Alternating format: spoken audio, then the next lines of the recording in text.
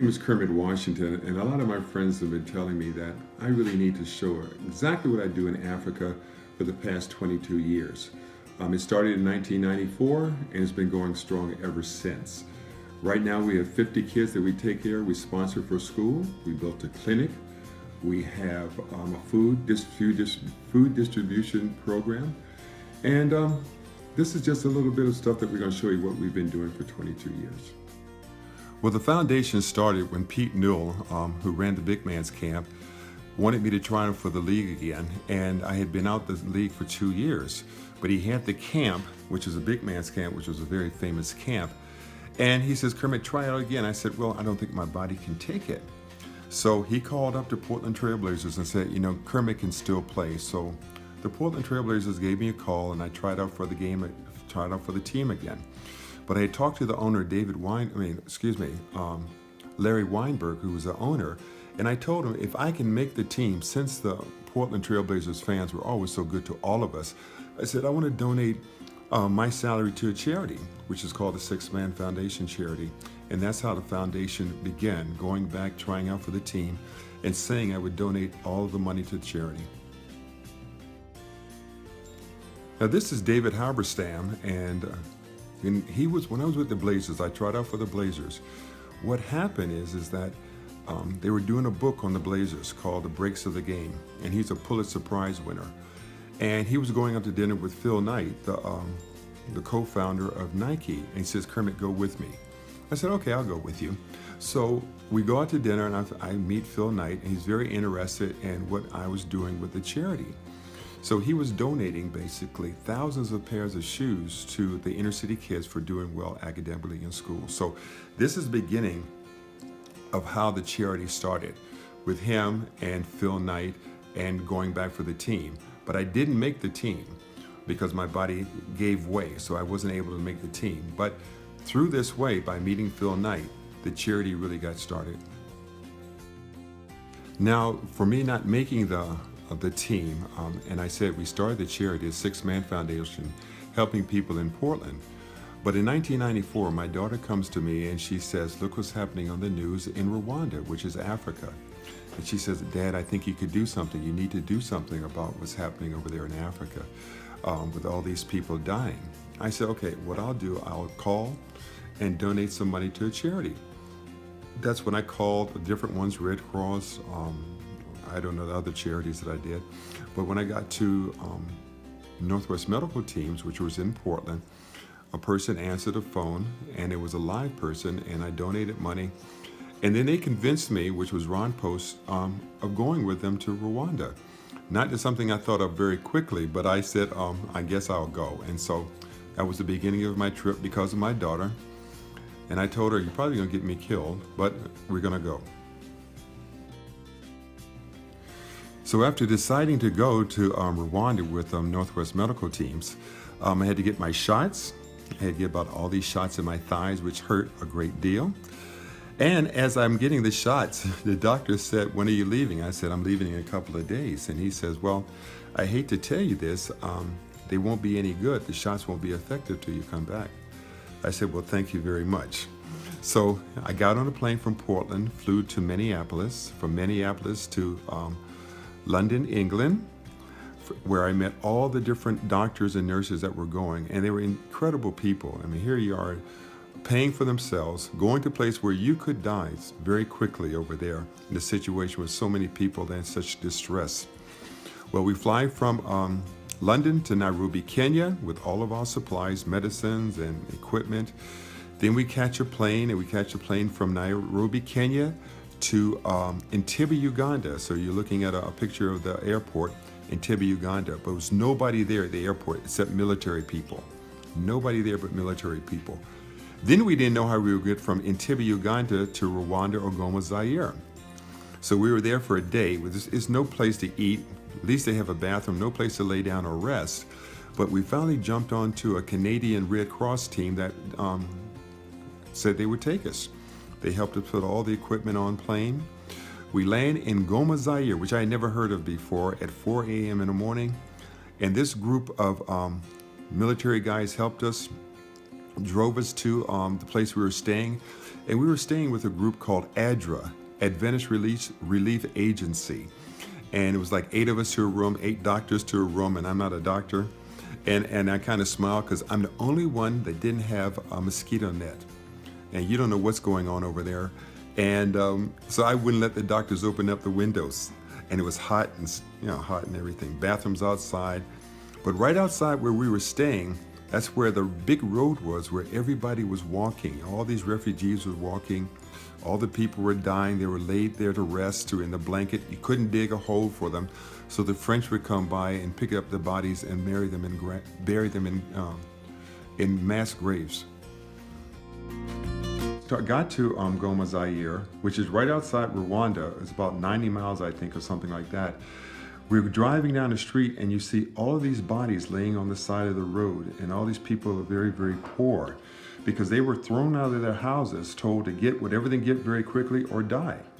So the only thing a lot of these people had were the clothes on their back and basically a way to get out there before they were killed. When we got to Rwanda, which was Goma, Zaire also, we teamed up with the Red Cross, and we teamed up with Univision, and because we couldn't do it on our own, we had to work with them because there was no way for us to secure our little campsite. So we worked in with them. It was horrendous. You had hundreds of people in line, and if we had stayed there for 1 month, you still would have had 100 people in line every single day. The atrocities in Rwanda and Goma, Zaire were plentiful. So many orphans, so many people were killed, parents were killed, and babies were left without parents.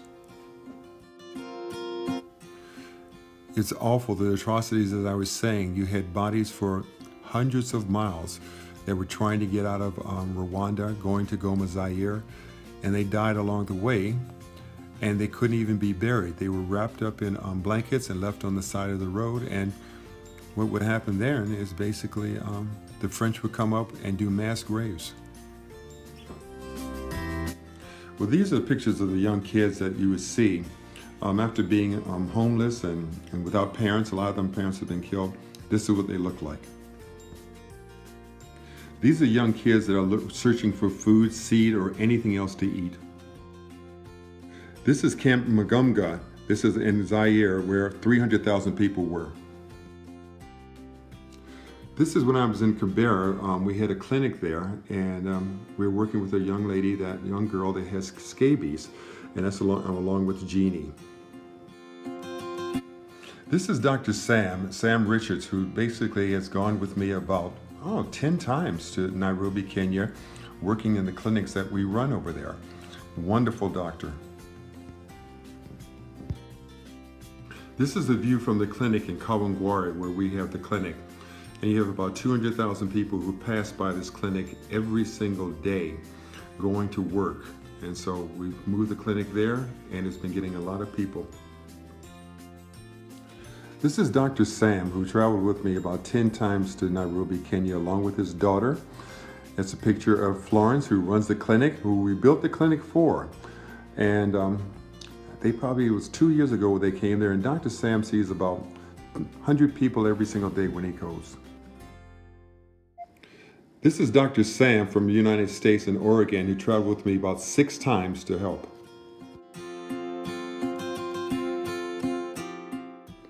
This is a picture of the clinic inside, and it's a beautiful mural throughout the clinic and the school upstairs. These are the kids waiting to be examined by Dr. Sam and Dr. Teresa Gibson, and they're all sitting there waiting patiently.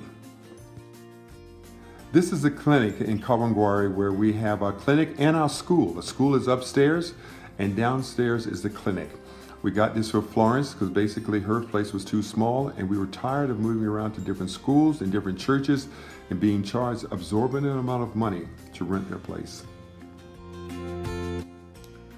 After opening the clinic, we had a lot of homeless kids, kids with HIV positive, and kids that couldn't go to school. So basically what we did, I said, let's start feeding the kids. So we started feeding the kids upstairs every day breakfast. Then I said to Florence, can we start a school? So we started the school with like 30 or 40 kids, and now it's up to 50 kids in the school that we support. We pay for their schooling, their uniforms, transportation, and everything else. Every year that we go back to Nairobi and to Kawangware and with our kids, we either take them to amusement park or some kind of picnic or some kind of entertainment every single year. So they look forward to us coming every year and making sure things are going well there. This year we took the kids to an animal rescue place where they have all kinds of different kinds of animals there. And they loved it. And you think that living in Africa, they've seen a lot of animals, but no, they haven't. So they all are well behaved. They go there, they're so happy, and it's just wonderful to take them to a place they've never been. I just want you guys to see, and this is when the school first opened 11 years ago, and the kids were little. As you'll see later on, the kids get a lot bigger, but they're well behaved, and I love being around them.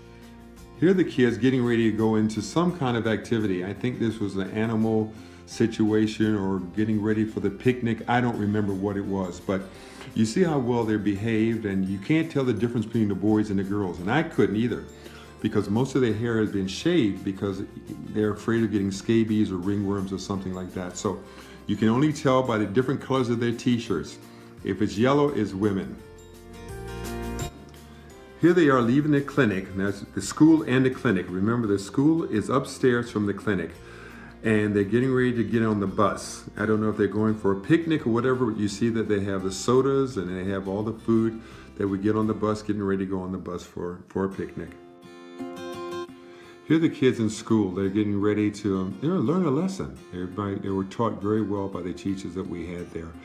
And there was probably about 30 kids in each classroom. These are two of the kids that are playing outside of the clinic. And basically, even though they have nothing, they're very, very happy running around. But we just try to make it a little bit better for them by feeding them and having classrooms for them, because they can't afford to go if we don't help them. Here are the kids on a picnic, and every time we go on a picnic, we have chicken, fried chicken and fries. Well, it's fried chicken and French fries for them, along with sodas.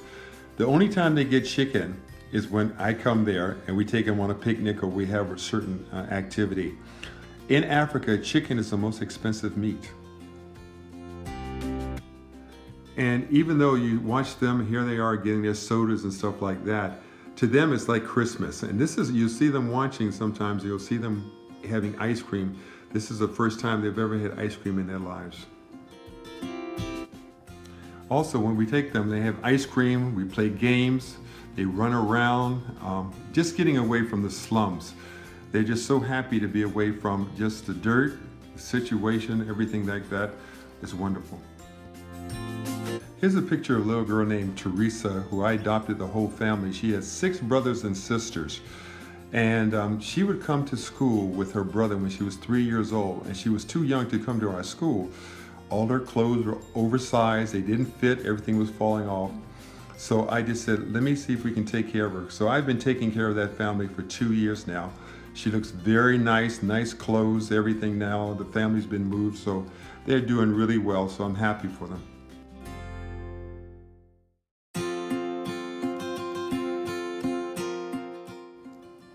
This is another picture of Teresa, and the balloon guy came and made balloons for all the different kids along with their ice cream.